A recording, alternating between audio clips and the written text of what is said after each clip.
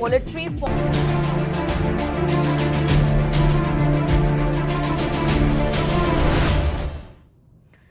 Break के बाद स्वागत आपका एक बार फिर से। महाबहस में यही बात हो रही है कि 22 की बाजी किसके हाथ आने वाली है, किसकी कैसी तैयारी। और इस वक्त हमारे साथ फैजान खान जी जुड़ चुके हैं, बीएसपी प्रवक्ता हमारे साथ हैं। फैजान खान साहब, मायावती आई 4-4.5 साल के बाद सामने और हाथ में त्रिशूल लेकर आई, तो ये त्रिशूल जो है वो 22 की बाजी आपको जिता देगा? नहीं, देखिए मैडम, हम लोग आदरणीय बहन कुमारी मायावती जी सिर्फ त्रिशूल लेके नहीं आई है, अपने पूरे समुचे सर्वजन हिताय सर्वजन सुखाय को लेकर आई हैं। और आने वाला 2022 में हम अपने इसी नारे के साथ और कानून द्वारा कानून का राज स्थापित करने पे जो आज उत्तर प्रदेश में देखने को नहीं मिल रहा है, चाहे वो समाजवादी की सरकार हो, भारतीय जनता पार्टी की सरकार हो। अभी आपके सामने मैं दोनों को सुना, दोनों के प्रवक्ताओं को जो जिला पंचायती में एक दूसरे पे दमखम रख रहे थे, इसमें मुझे कुछ भी हैरत नहीं हुआ, क्योंकि समाजवादी पार्टी के अनुराग भदौरिया जी जैसा कह रहे थे वो बिल्कुल सही कह रहे थे। समाजवादी पार्टी की जब सरकार थी तो डीएम, एसपी, सारा शासन उन्हें जिताने में लग गया था। वही काम भारतीय जनता पार्टी की सरकार रही, वो अपने कैंडिडेट को जिताने में लग गया, सारा शासन उनको जिताने में लग गया। तो इसीलिए मैं कहता हूं कि ये दोनों पार्टी जो है एक ही सिक्के के दो पहलू हैं। आप चाहे उनकी सरकार देख लीजिए, चाहे इनकी देख लीजिए, दोनों में कानून का राज बिल्कुल नहीं होता है। ना कानून मनाया जाता है, ना कानून का देख रखाव होता है, ना महिलाओं की सुरक्षा होती है। दोनों के शासनकाल में माफियाओं का राज होता है। इसीलिए आनंद दुबे जी, एक छोटा सा रिएक्शन जल्दी, उसके बाद अनुराग भदौरिया के पास जाऊंगी। छोटा सा रिएक्शन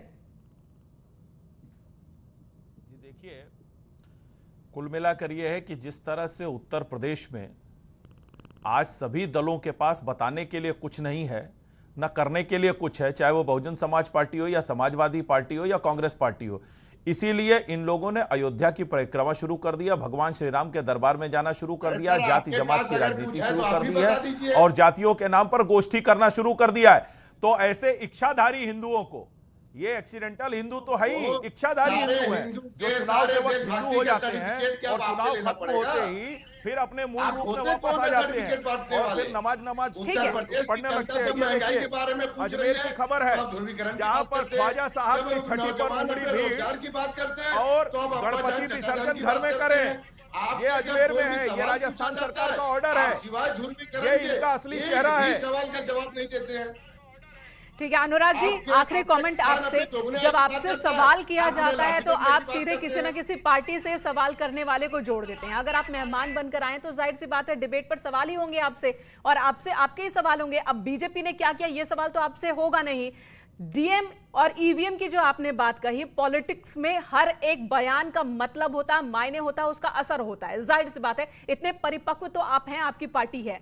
और यहां पर तो सुना आपने बीएसपी की ओर से क्या कहा गया कि आप भी वही करते थे, इसलिए आपको लग रहा है कि बीजेपी भी कर रही है, डीएम को अपने साथ मिला रही है, ईवीएम को खराब कर रही है। जवाब दीजिए। देखिए समाजवादी पार्टी मुद्दों पे है। समाजवादी पार्टी ने कहा कि हमने काम किया है, 2012-17 के बीच में काम के नाम पे वोट मांग रहे हैं, जो हमने विकास किया था, विकास का ही तो आप देखो भारतीय जनता पार्टी उसी का फीता और उसी का नाम और नंबर बदलने में लगी है। अब मैं इनसे पूछना चाहता हूं, जो बीजेपी के प्रवक्ता हिंदू की बात कर रहे थे, बस इतना बता दें कि सनातन धर्म मैंने सनातन धर्म किस वेद से आया है सबसे पहले, बस इतना बता दें, मुझे पता चल जाएगा कि भाई ये कुछ जानते भी नहीं तो फर्जी हैं और दोबारा डिबेट में ना आए। सभी एक दूसरे को फर्जी कह रहे हैं, सभी एक दूसरे को फर्जी एक्सीडेंटल कह रहे हैं। बात सभी दलों की ओर से यही होती है कि विकास के मुद्दे पर राजनीति, लेकिन जैसे जैसे चुनाव आता है मुद्दे बदलते जाते हैं, विकास की चर्चा बंद हो जाती है, मंदिर मंदिर दौड़ना शुरू हो जाता है। पार्टी कोई भी हो, दल कोई भी हो, सबकी लगभग एक से स्थिति दिखती है, क्योंकि यही मुद्दे उन्हें भी मुफीद लगते हैं। आप सभी मेहमानों का हमारे साथ जुड़े रहने के लिए बहुत बहुत धन्यवाद। और इस वक्त बाकी की खबरों के लिए, आज की सभी बड़ी खबरों के लिए मनु का रुख कर लेते हैं।